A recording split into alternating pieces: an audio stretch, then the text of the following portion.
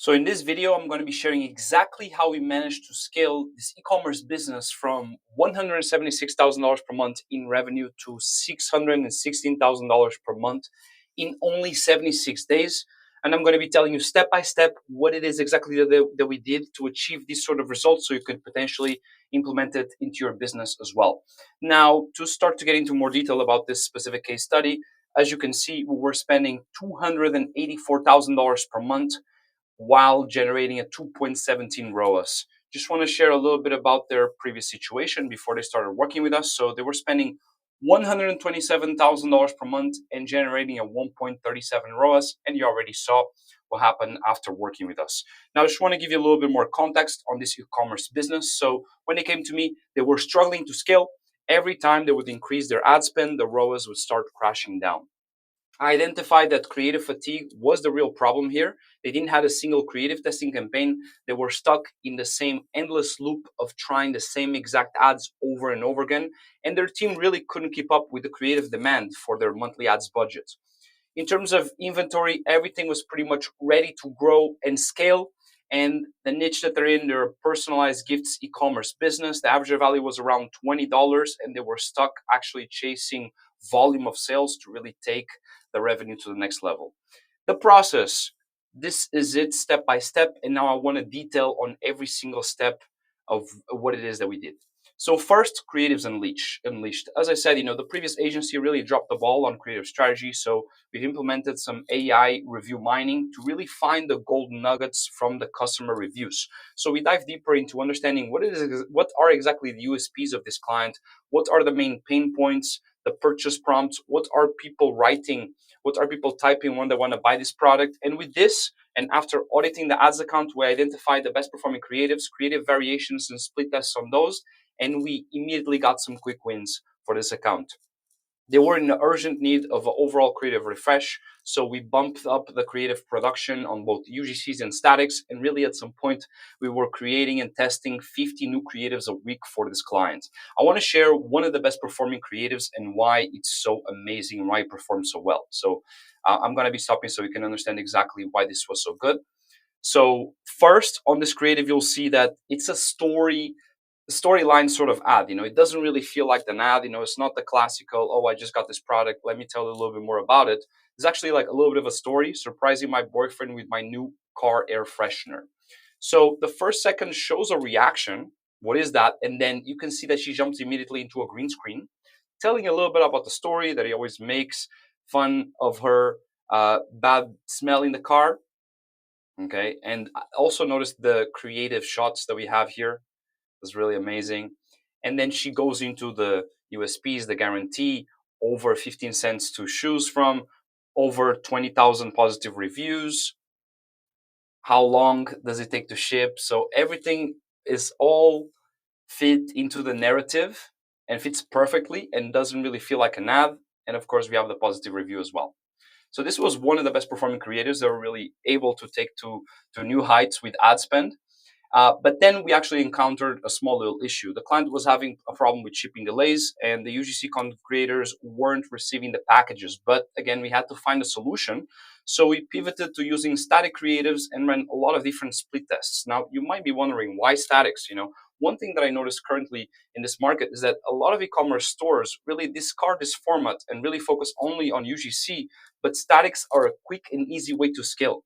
There's a lot of different formats that can quickly be tested and deployed into your ads account, and it doesn't take as long as shipping the product to the content creator, waiting for them to receive the product and record the footage. Maybe he's going to need to redo some shots because they're not good. With statics, we can create them within 2 to 3 days. We'll have them ready in a bunch of different formats, and to create split tests is very immediate and easy. These are some of the best performing ones. Of course, we leverage, funny dog pictures. This was definitely a really good thing, and also cute babies with always the element of social proof and displaying what the product does. Okay. Also want to mention something that's a really easy and quick win is just changing the ethnicity of a high performing ad of the person that's on the ad. It can really work wonders. It's like basically giving your best ad a makeover, helping you tap into new audience segments.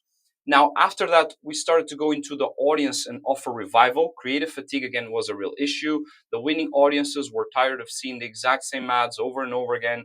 We digged into the past data to reconnect with high converting audiences, freshen up the ad sets with new creatives. This immediately boosted the ROAS, but also the AOV was quite low, as I mentioned earlier on, and we knew we had to do something in order to increase the ROAS. After A/B testing a lot of different or offers, the winning offer was quantity discounts. So the more that people bought, the more they saved. And of course, we created tailored ad creatives for the different segments. Again, just want to share some additional formats that work well. So the Twitter style of ad, I love this because it doesn't really feel like an ad. We also have, again, more social proof and an animation. The classic us versus them also works extremely well. Depends on the niche that you're in, of course, but if it's a very competitive niche, this works extremely well. Now, to go into the third step on the Advantage Plus campaigns, this is really a product that actually targets the broad audience. I mean, car air fresheners. So of course, the ad account also had a lot of data and testing, and we figured out that actually testing Advantage Plus would be the perfect fit for this ad account. So again, why it worked: low AOV and broad audience. Advantage Plus does thrive here. We had a lot of historical ad data, so it was very easy for the algorithm to like optimize the ad delivery and to get the most optimal results. Um, that's pretty much it. In terms of step 4 for the creative testing campaigns, again, there was no single creative testing campaign on this ad account. So they were simply constantly trying to increase the budget to scale the ad spend. And this image really displays what I see happening in ad accounts over and over again. Most people, when scaling the ads, they think that the best way is to simply double or triple the ad spend, but they forget about the creatives. And then maybe it works on the short run, but then in the long run, it immediately starts crashing down and they don't really understand why. And again, this is because of ad creatives. So we then created a creative testing campaign for this client specifically. And again, this could vary. It really depends on your average order value and your specific goals. For this client, this is exactly how we're testing out creatives because it has a low average order value.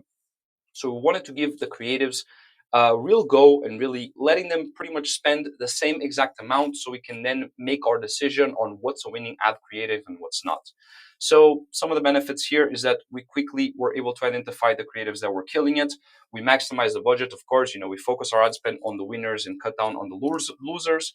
And this also allowed us to adapt on audience preferences and market trends. Now, to go into the last and final step, consistent scaling. So, we, in terms of scaling this ad account, we pretty much just increase the budget by 20 to 25% every 3 days or so for stable growth. We would increase the budget and then just make sure that the learning phase is over, make sure that we have stability so then we can think about increasing again. This allowed for Facebook algorithm again to adjust without any problems, and this is how we're able to really take things to the next level with this client. So just want to leave you again with the key learnings. So again, creative strategy is crucial. Please do not ignore ad creatives into your ads account. Especially for Facebook and Instagram, this is really the 80-20 nowadays of getting good results. Reconnecting with winning audiences. If you have a lot of ad spend into your ads account, it will be very easy. If you actually audit or you get someone to audit your account, it's very easy to understand what worked and what didn't, and really just double down on what worked and just immediately show new creatives to those winning audiences because, again, they're tired of seeing the same ad over and over again. And also commit to rigorous ad testing, constantly testing to actually really see the winners, A/B testing different headlines, testing different hooks. This is very important. Leveraging audience advantage plus. Again, this is not something that will work for every single ads account, but I do see quite a lot of ad accounts performing extremely well with this sort of campaign, especially low average order value. And scaling. Definitely scale, but make sure that the performance stays stable. That's pretty much it. If you have any questions, feel free to reach out, or you can always just book a call with me and my team if you want to get similar results or a similar system implemented into your ads account. Thank you very much.